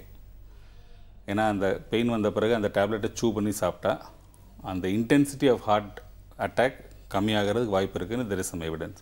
மீதி எந்த ட்ரீட்மெண்ட்டுக்குமே டைரெக்டாக பெனிஃபிட்னு சொல்ல முடியாது. இதை நான் ஏன் முதல்ல நீங்கள் கேட்டப்போ சொல்லலை அப்படின்னா, இப்போ நான் ஆஸ்பிரின் டேப்லெட் கையில் இல்லைன்னு வச்சுக்கோங்களேன், என்ன செய்வாங்க அப்படின்னா யாராவது ஒருத்தர் போய் வாங்கிட்டு வான்னு அனுப்புவாங்க. ஸோ சிறு ஆஃபீஸில் உட்காந்துட்டு ஆஸ்பிரின் போய் வாங்கிட்டு வா அப்படின்னா it is a 1 hour event. So அவன் போயிட்டு வர வரைக்கும் இவங்க எல்லோரும் வெயிட்டிங். இது இமீடியட்லி கிளம்பி ஹாஸ்பிட்டல் போனாங்கன்னா 1/2 hourல போயிடுவாங்க. ஸோ அதனால தான் இந்த ஹார்ட் அட்டாக்னு நம்ம சஸ்பெக்ட் பண்ணுற டைமில் ஃபஸ்ட் எய்டு அப்படின்றத விட இது ஹார்ட் அட்டாக்காக இல்லையா அப்படின்றத நம்ம அறிஞ்சிக்கிறது தான் மோர் இம்பார்ட்டண்ட். அதுக்கு one of the easier thing is நம்ம இந்த டைஜீன் அந்த மாதிரி ஆன்டாசிட்ஸ் இருக்குது. அந்த ஆன்டாசிட் கொஞ்சம் குடித்து பார்க்கலாம். ஆன்டாசிட் குடித்து அந்த சென்சேஷன் டெஃபினட்டாக கம்மியாகுது அப்படின்னா கேஸ்ட்ரிக்காக இருக்கிறதுக்கு வாய்ப்பு ஜாஸ்தி. பட் அது குடித்த பிறகும் எதுவுமே குறையலை அப்படியே தான் இருக்குது அப்படின்னா கார்டியாக் இருக்கிறதுக்கு வாய்ப்பு ஜாஸ்தி. ஏன்னா எவ்ரி டைம் நம்ம 2 தடவை ஏப்போ வந்தோடனே ஹாஸ்பிட்டல் போக முடியாது. Then it is impractical, right? So அதனால் இந்த மாதிரி நம்ம கேஸ்ட்ரிக் ப்ராப்ளமுக்கு நார்மலாக என்ன செய்வோமோ அதை செஞ்சு பார்க்கணும். அதில் கேட்கல 15 minutesக்கு அப்படின்னா ஹாஸ்பிட்டல் போயிடணும். ஓகே. ஸோ இந்த ரிஸ்க் ஃபேக்டர்ஸ் பற்றி நம்ம வந்து பேசிகிட்டு இருக்கும்போது there is a comparison sir. Men and women வந்து கம்பேர் பண்ணும்பொழுது வந்து men are more prone to heart diseases. ஏன்னா விமனுக்கு வந்து மெனோபாஸ்க்கு அப்புறம் தான் வந்து அவங்களுக்கு வரத்துக்கு, அதாவது வந்து ஒரு 60 வயசுக்கு மேலே, ஒரு 55 வயசுக்கு மேலே தான் அவங்களுக்கு வந்து அதிகமாக வரதுக்கான வாய்ப்புகள் இருக்குது. அதுக்கு முன்னாடியே வந்து நிறைய பேருக்கு வந்து வர்றதில்லைன்ற மாதிரி சொன்னாங்க. இதுக்கான காரணம் என்ன? இது எந்தளவுக்கு ஒரு true fact sir? Okay, it is a true fact. அதாவது விமனுக்கு வந்து மெனோபாஸ்க்கு முன்னாடி ஹார்ட் ப்ராப்ளம் வர்றது ரொம்ப அபூர்வம். ஏன்னா அந்த ஈஸ்ட்ரஜன், இந்த ரெகுலர் பீரியட்ஸ் வர்றதுக்குரிய காரணம் ஈஸ்ட்ரஜன். அந்த ஈஸ்ட்ரஜனுடைய ப்ரெசன்ஸ் வந்து is a protective factor. Oestrogen இருக்கிறனால ஹார்ட் டிசீஸ், கொலஸ்ட்ரால் டெபாசிட்லாம் கொஞ்சம் கம்மியாக நடக்கும். ஆனால் இதே விமனுக்கு டயபெட்டிஸ் வந்துருச்சுன்னா அந்த ஈஸ்ட்ரஜனுடைய பெனிஃபிட் போயிடும். So women with diabetes, being woman is no different from men. சரிங்களா? ஒரு லேடிக்கு சுகர் இருக்குது அப்படின்னா அவங்க ரிஸ்க் வந்து அவங்க ஏஜ் குரூப் மேலுக்கு ஈக்குவல். சுகர் இல்லாத வரைக்கும், அந்த மெனோபாஸ் வர வரைக்கும் protection little more than men. But விமனுக்கு வந்து ஹார்ட் டிசீஸ் கம்மியாக வரும், மென்னுக்கு கூட வரும் அப்படின்றது தப்பு. கொஞ்சம் இட் இஸ் டிலேடு. மென்னுக்கு 40 வந்தால் இது 50 வரும். So age it's delayed by a few years. But overall incidence பார்த்திங்கன்னா கிட்டத்தட்ட 50% அண்ட் இப்போ நம்ம பார்த்திங்கன்னா பிரெஸ்ட் கேன்சருக்கெலாம் பயங்கர அவேர்னஸ். எல்லாருமே நம்ம பிரெஸ்ட் கேன்சர் வந்துடும் அப்படின்னு தான் ஒரு பயத்தில் இருக்காங்க. ஆனால் இதே நோயினால் மரணம் அடைகிற women 11 times more then breast cancer. 11 times more. And நீங்கள் ஹையஸ்ட் காசஸ், ஏதாவது இந்தந்த காரணத்தினால பெண்களுக்கு மரணம் அடையுது அப்படின்னு பார்த்தீங்கன்னா ஃபஸ்ட்டு 4 காசு எடுத்திங்கன்னா ஃபஸ்ட்டு கார்டியக் ஹார்ட் டிசீஸ், ரெண்டாவது all other cancers, not just breast cancer, உடம்புல எல்லா பாகத்தில் என்னென்ன கேன்சர் சேர்த்து போட்டாலும் ஒன்று. இந்த மாதிரி 3 காரணங்கள். ஃபஸ்ட்டு காரணம் 50%, மீதி எல்லாம் 20, 10 அப்படி தான். So heart disease is still the most common cause. Okay okay okay sir. அது பார்த்தீங்கன்னா இன்றைக்கி எக்கச்சக்கமான விஷயங்கள் நம்மளுக்கு வந்துட்டே இருக்குது. அவேர்னஸ்ங்கிறது ரொம்ப ரொம்ப முக்கியமான விஷயமும் கூட இல்லை. அதுவும் ஹார்ட் அப்படின்றபோது வந்து இதில் கேர்லெஸ் அப்படிங்கிற ஒரு வார்த்தைக்கே வந்து இடம் கிடையாது, லதாஜிக் அப்படிங்கிற வார்த்தைக்கும் வந்து இடம் கிடையாது. Because it's hard. அண்ட் நம்ம ஆரம்பத்துலேயே வந்து சொன்ன மாதிரி கிட்டத்தட்ட ஒரு CPU மாதிரி தான் நம்மளுடைய ஹோல் சிஸ்டம்க்கு வந்து ஒரு CPU மாதிரி தான். அப்படின்னாலும் இயற்கை வந்து கரெக்டாக வந்து டிஃபைன் பண்ணி வந்து கொடுத்துருக்கு. அந்த ஒரு ப்ரொடெக்டிவான மெஷரோட நம்ம அதை வந்து பாதுகாத்துக்கணும் அப்படிங்கிறது எனக்கு புரியுது இல்லையா? கண்டிப்பாக நீங்கள் அடிக்கடி சொல்கிற மாதிரி இந்த CPU நம்மளோட ஹார்ட்டை பற்றி நீங்கள் எக்கச்சக்கான விஷயங்கள் தெரிஞ்சுக்கிட்டோம்ல. எஸ், அண்ட் வந்து அதை சொன்னதுக்கு வந்து நம்ம முதல்ல நன்றி சொல்லிக்கணும். Thank you so much. Thank you sir. அதுக்கு தொடர்ந்து வந்து ஒரு வெப்சைட் வந்து சொல்ல போகிறோம் சபரி. இன்னைக்கு வந்து நம்ம இந்த ஹெல்த்தியாக வாழ்றதை பற்றிலாம் வந்து பேசிகிட்டு இருந்தோம். அதே மாதிரி வந்து நம்ம நிறைய விஷயங்கள் வந்து தெரிஞ்சுக்கணும் அப்படின்னு ஆசைப்பட்டாலும் கரெக்டான ஒரு பாத் இல்லை. இப்போ நம்ம அந்த மித்ஸ் பற்றிலாம் வந்து சொல்லியிருந்தோம் இல்லையா? இந்த மித்ஸ்லாம் வந்து ஏன் ஏற்படுது அப்படின்னா வந்து சரியான தகவல் போய் சேராதனால தான். ப்ராப்பரான கைடன்ஸ் கிடையாது அப்படிங்கிறத முக்கியமான விஷயம். ஸோ ஆத்தரேட்டிவான வந்து ஃபேக்ட்ஸு, கரெக்டான ஃபேக்ட்ஸ் எல்லாம் வந்து எனக்கு வந்து வேணும்ப்பா அப்படின்றவங்களுக்கு healthline.com அப்படிங்கிற இந்த வெப்சைட்டை வந்து நான் வந்து சொல்கிறேன். healthline.com. ஸ்பெல் பண்ணி காமிக்கிறேன். HEALTHLINE.com, healthline.com. இதில் வந்து உங்களுக்கு வந்து இந்த ஹெல்த் சம்மந்தமான விஷயங்கள்லாம் வந்து நிறைய இருக்கும். இவங்களுடைய ஒரு மோட்டிவே என்னென்னா இந்த வேர்ல்டை வந்து ஒரு பெட்டர் ஹெல்த்தியான ஒரு விஷயமா வந்து மாற்றணும். இங்கே இருக்கிறவங்க எல்லாருக்குமே வந்து ஹெல்த்தியாக இருக்கணும் அப்படிங்கிற ஒரு மோட்டிவில் எல்லா விஷயத்தை பற்றின ஹெல்த் ஃபேக்ட்ஸும் வந்து கொடுத்துருப்பாங்க. ஃபார் எக்ஸாம்பிள் இப்போ வந்து ஹார்ட் அட்டாக்கான வார்னிங் சைன்லாம் என்னென்ன, நீங்கள் நம்ம ஹார்ட் பற்றி வேறு பேசணும் இல்லையா? என்னென்ன விஷயங்கள்லாம் நீங்கள் வந்து செஞ்சிட்ருக்கீங்கன்னா உங்களுக்கு ஹார்ட் அட்டாக் வரதுக்கான வாய்ப்புகள் இருக்குது அப்படிங்கிறத பற்றி இருக்கும். தென் 11 ஹார்ட் ஹெல்த்தி ரெசிபீஸ். ஸோ வந்து நம்ம நிறைய விஷயங்கள்லாம் வந்து சமைச்சு வந்து சாப்பிட்றோம். ஆனால் வந்து இந்த மாதிரி ஹார்ட்டுக்கு வந்து எந்த தீங்கும் விளைவிக்காத ஃபுட்டை சாப்பிட்றோமா அப்படிங்கிறது வந்து ஒரு பெரிய கேள்விக்குறி.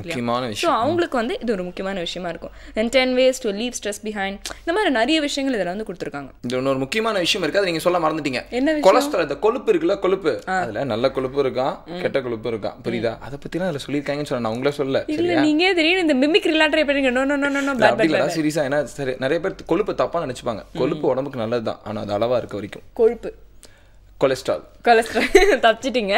இருந்தாலும் வந்து உங்களுக்கு இந்த ரகரத்தை வர வைக்காம நான் வந்து விட மாட்டேன். இன்ஃபேக்ட் இந்த வெப்சைட்லாம் நம்ம சொன்னோம், எனக்கு வந்து இந்த ஹார்ட் கேர் பற்றிலாம் நிறைய விஷயங்கள் வந்து பேசணும். மெயினாக ஹார்ட் அட்டாக் சம்மந்தமான விஷயங்கள்லாம் டிஸ்கஸ் பண்ணோம். ஸோ எந்த அளவுக்கு நம்ம சொன்னது வந்து ஆடியன்ஸ்க்கு ரீச் ஆச்சு, அவங்க என்ன விஷயங்கள்லாம் தெரிஞ்சுக்கிட்டாங்க அப்படிங்கிறது அவங்க சொன்னதானே தெரியும். தாராளமாக. அப்படின்னா அப்படி நீங்கள் நினச்சிங்க அப்படின்னா ஒன்றுமே கிடையாது. feedback@puthiyugam.tv அப்படிங்கிற மெயில் அடிக்கி ஜாலியாக ஒரு மெயில் தட்டி விடலாம். அப்படி இல்லை அப்படின்னா டோல் ஃப்ரீ நம்பர் இருக்குது, கால் பண்ணி சொல்லலாம். இந்த ஸ்க்ரீனில் தெரியுற அட்ரஸ்க்கு நீங்கள் தபால் மூலமாகவும் எழுதி அனுப்பலாம். ஏன்னா உங்களுடைய கருத்துக்கள் எங்களுக்கு ரொம்ப முக்கியம். சூப்பர். எனக்கு எக்கச்சக்கமான வேலைகள்லாம் வந்துட்டு இருக்கு தெரியுமா? என்ன வேலைன்னு கேட்க மாட்டியா? அந்த ஃபீட்பேக்கை படிக்கணும். ஓஹோ, இங்கே வந்து நீங்கள் ஐஸ் வைக்கிறீங்க. இருந்தாலும் உங்களுடைய கருத்தை நானும் ஆமோதிச்சு நாம் இப்போ இங்கிருந்து கிளம்ப வேண்டிய நேரம் வந்தாச்சு. புதியுகம் FM ஸ்டேஷனில் இது இனியவை என்று வித் சபரி சௌமியா.